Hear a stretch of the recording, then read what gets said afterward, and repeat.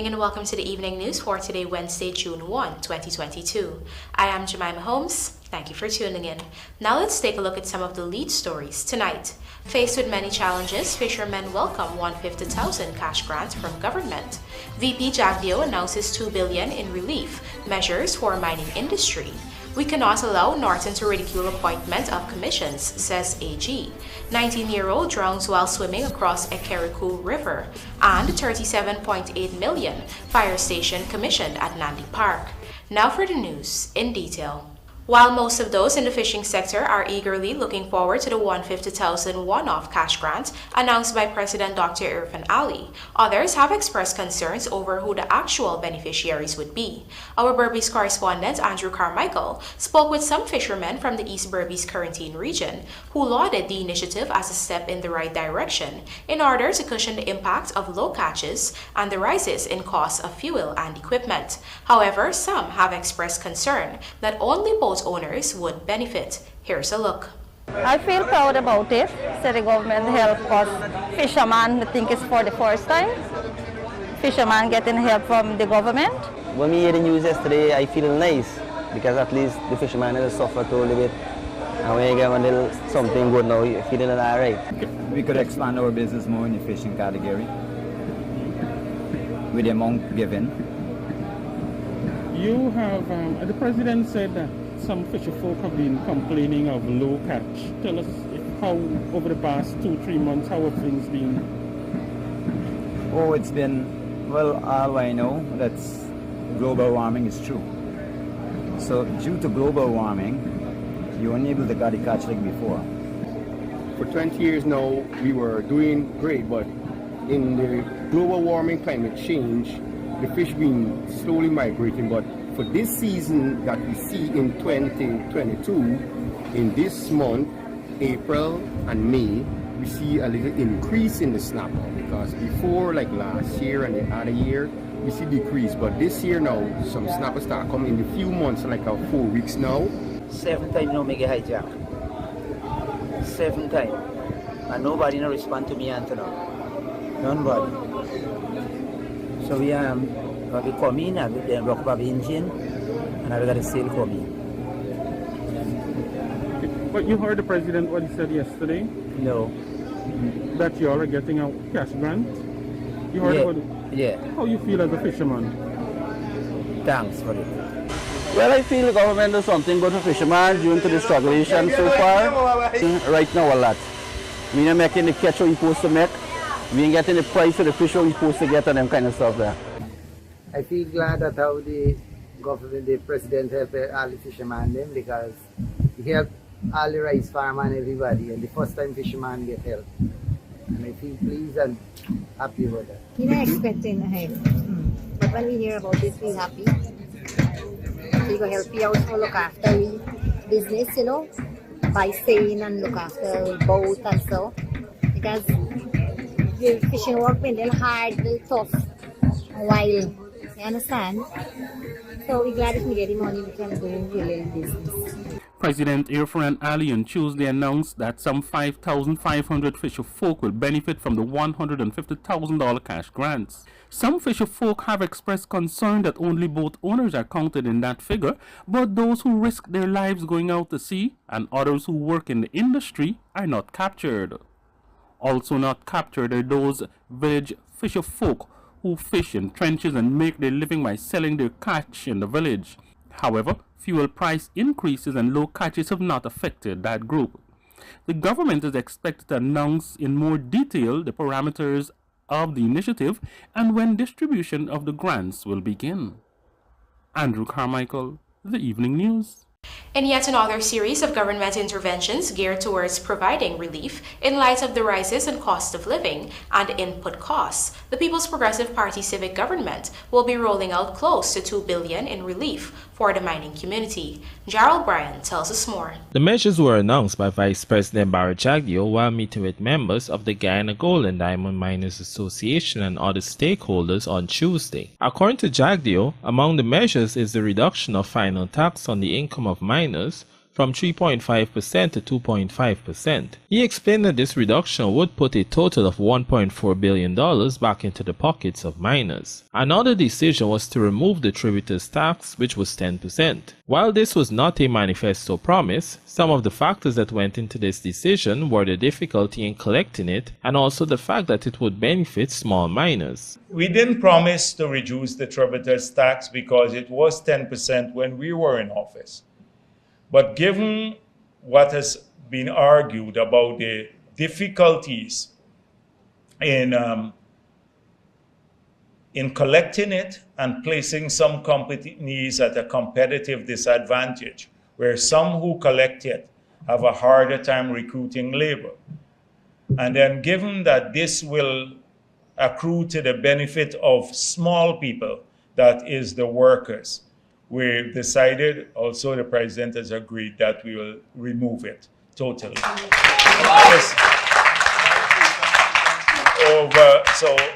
So that is going to result in probably a loss of about $300 million. JAGDEO further announced the removal of the 14% VAT on lube oil. According to him, this will be applicable across all industries. So this is a combined package of maybe $1.9 billion that the industry will see return to it. That is what we wanted to do so that we can support the industry. Jarrell Bryan, The Evening News. Attorney General and Legal Affairs Minister Anil Nandlal has contended that the PPPC government will not allow opposition leader Aubrey Norton to ridicule the appointment process of the various service commissions to fit his own agenda. Find out more in this Vanu Manikchand report. We cannot wait. Judges have to be appointed, teachers have to be promoted, police, important decisions have to be made by the police service commissions. We cannot allow Mr. Norton to ridicule this process and reduce it to one of his egocentricities that he seemed to be engaged in the public domain. That was Attorney General Anil Nandlal speaking on recent utterances by opposition leader Aubrey Norton following the appointments of the Police Service Commission and the Integrity Commission on Tuesday. President Dr. After Norton had failed to show up to a second meeting with the head of state on Monday, citing that he was busy. According to Nandlal, the opposition leader has displayed a lack of understanding of the importance of these appointments as well as the role of his office. His busyness of police officers whose welfare are affected by a commission that is not appointed. I get the clear impression that Mr. Norton has not yet come to grips with the importance of the office on him. I don't think he has gotten accustomed to the environment, and certainly he's not prepared from his own actions to discharge the functions of that high office in the manner contemplated by the Constitution. The Attorney General went on to reassure that the government and President Ali have complied with the provisions of the Constitution in relation to these appointments and will continue to do so with other similar appointments. No one will hold our government at ransom and try to bully like a bull in a china shop and behave in any way that is contumacious and contemptuous, either of our government or the important constitutional processes. That will not be tolerated. Every effort will continue to be made to engage Mr. Norton in compliance with the Constitution. Wherever Mr. Norton is unwilling to engage, the process will be proceeded with. And Norton met for the first time and agreed to consult in keeping with the Constitution, which stipulates that meaningful consultation be held on the appointments of these service commissions. Reporting for the Evening News, Fanu Manakchan. The Environmental Protection Agency has renewed the environmental permit for the lease of 5 years. Here is Gerald Bryan again with the details.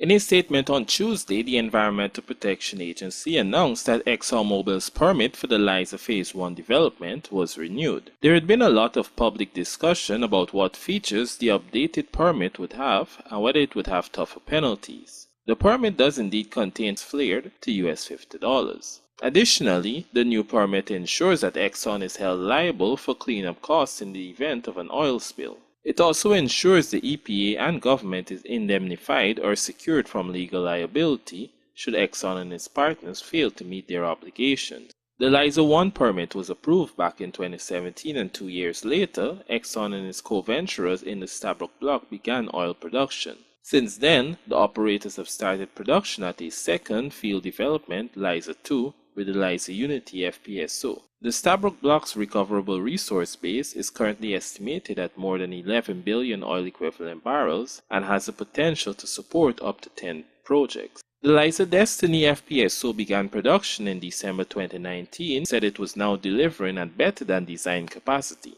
This was after the Liza Unity FPSO came on stream earlier this year, adding another 220,000 barrels per day to Guyana's output. ExxonMobil's operationalization of the 2 FPSO vessels comes about 7 years after it first discovered oil offshore Guyana in May 2015. Gerald Bryan, The Evening News. 3 more individuals who were infected with the novel coronavirus have died, taking the total number of deaths from the pandemic to 1,237. The latest fatalities are a 3-month-old girl and a 41-year-old man from Region 4, as well as a 71-year-old woman from Region 6. They were all unvaccinated. Meanwhile, the country recorded 206 new cases of the virus, taking the total positives detected to date to 64,969. There are 3 persons in the ICU, 26 in institutional isolation, 748 in home isolation, and 6 in institutional quarantine. Recovery stand at 62,955. Coming up, bidding to start soon for Gas to Shore project, says JAGDEO, and Region 5 launches initiative for visually impaired persons to become more independent. Do stay with us. More news ahead.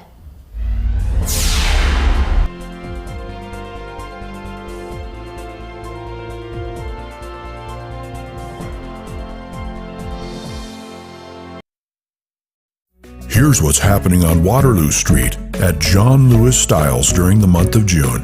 Shop for Father's Day and you could win an all-inclusive trip for 2 to Arrow Point Nature Resort. Traveling this summer? Buy any luggage set and get a free travel pouch. Visit us on Waterloo Street for more choices and better prices. John Lewis Styles. Simply different. SuperVet safety tips to help fight COVID-19. Practice regular washing of hands with soap and water or alcohol-based solution. Remember to always wear your mask whenever in public areas to prevent the spread of COVID-19. Clean and disinfect high-touch surfaces daily with soap and water or detergent. Practice physical distancing by staying at least 6 feet away from others. SuperVet cares about you. Let's help keep each other safe.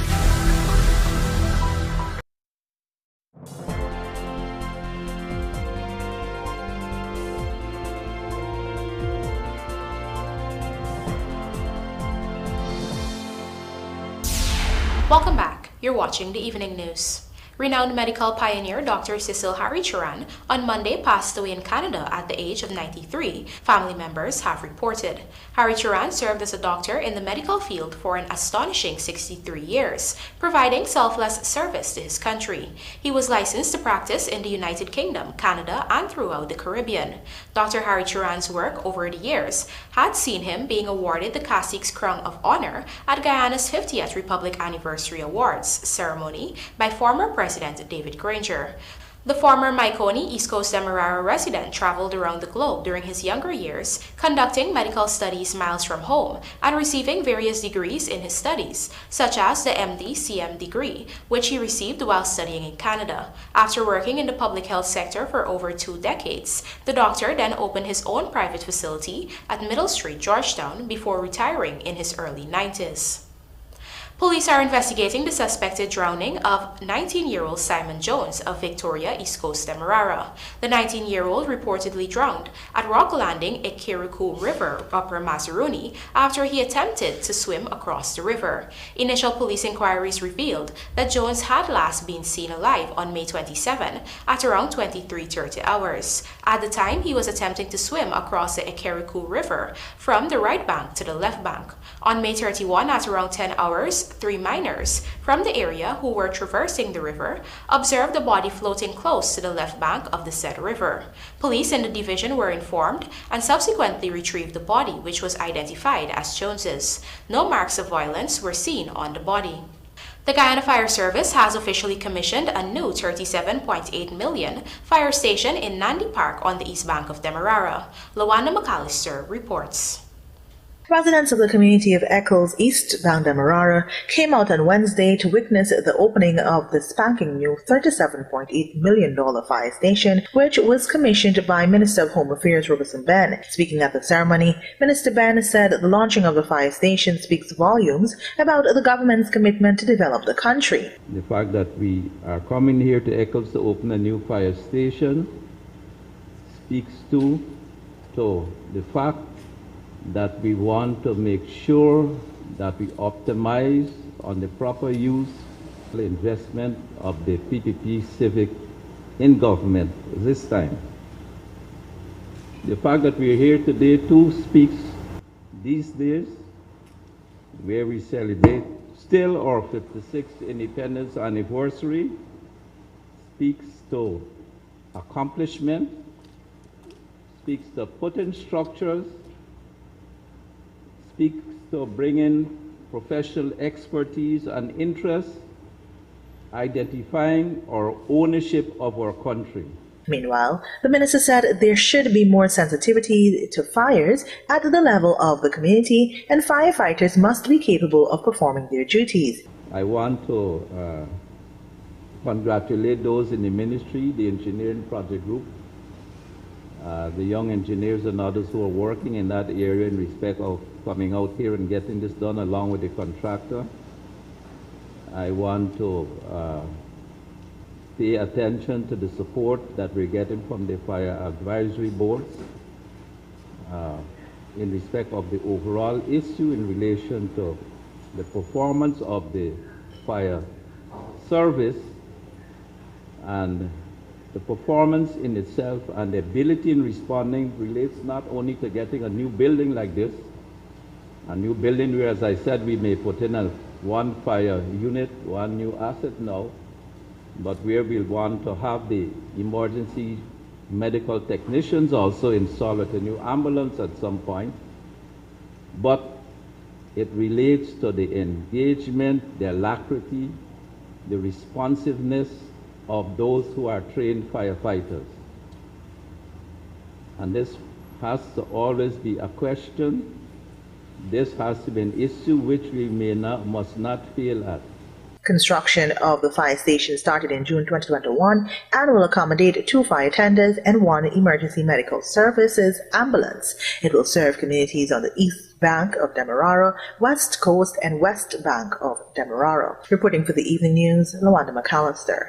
The 9 companies that were pre-qualified for the Gas to Shore project will soon be invited to submit their proposals for constructing the project once requests for proposals go out, even as Vice President Dr. JAGDEO warned foreign companies against using lobbyists in a bid to get some sort of conference. Vice President JAGDEO spoke about the Gas to Shore project. He noted that in the coming weeks, the 9 companies that were pre-qualified earlier this year will submit their proposals. You know that 9 companies were pre-qualified. I think the lists were in the public domain. The 9 companies were there, they were listed in the public domain. This is after a long process. And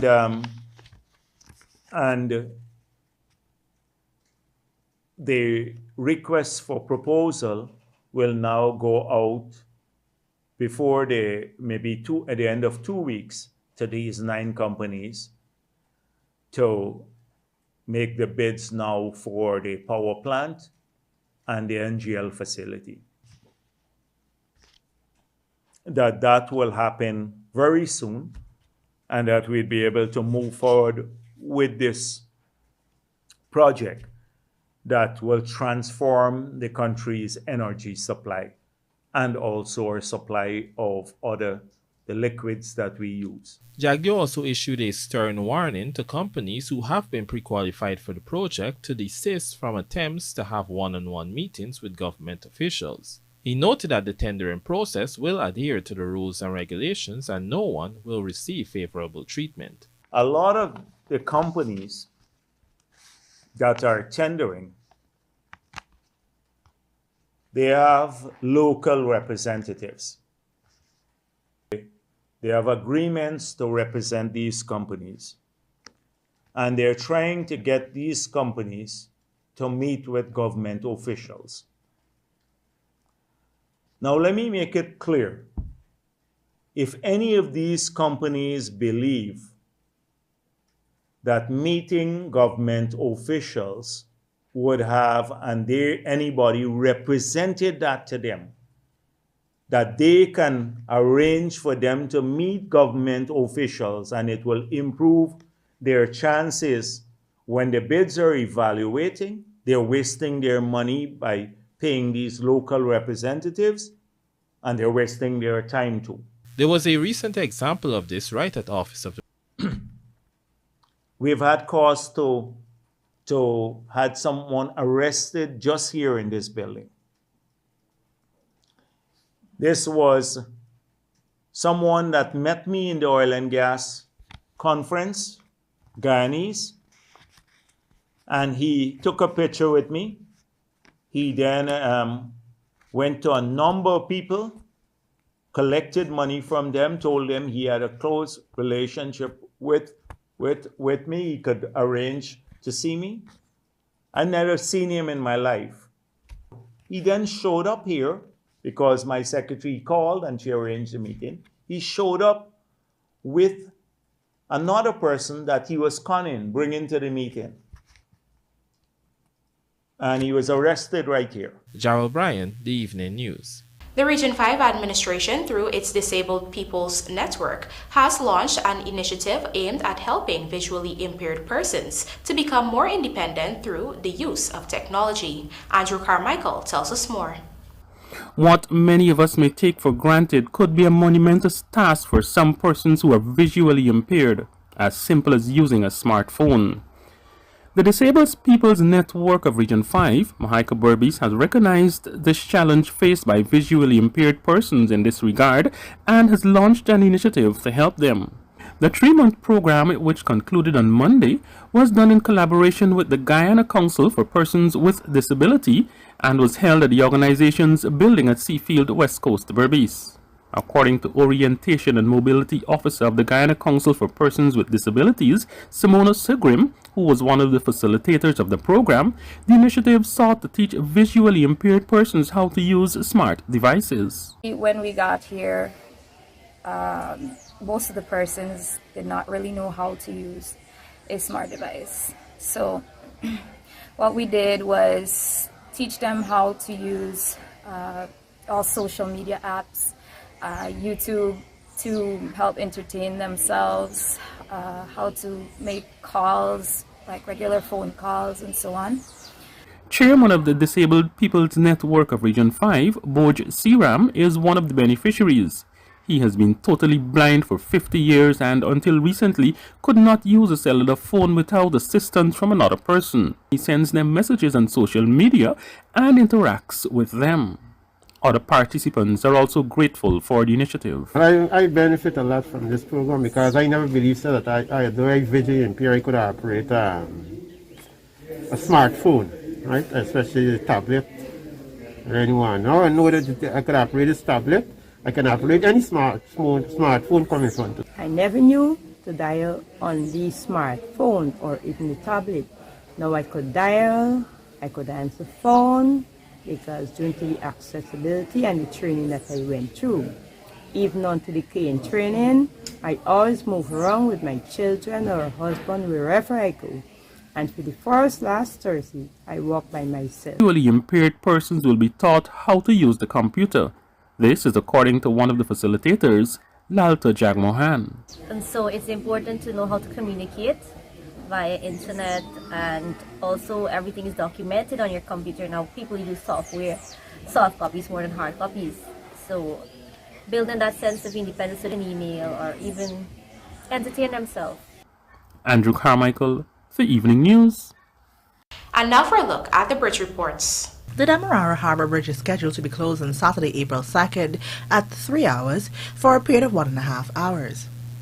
Meanwhile, the Berbice River Bridge is scheduled to be closed on Saturday, April 2nd at 17 hours 10 for a period of 1.5 hours. Golden Jags named final squad for Nations League as Shabazz thanks President Ali for a donation, and Bangladesh, India and New Zealand to tour Caribbean. Details of these stories and more in the Sportcast sponsored by MacCorp, coming up on the other side of the break.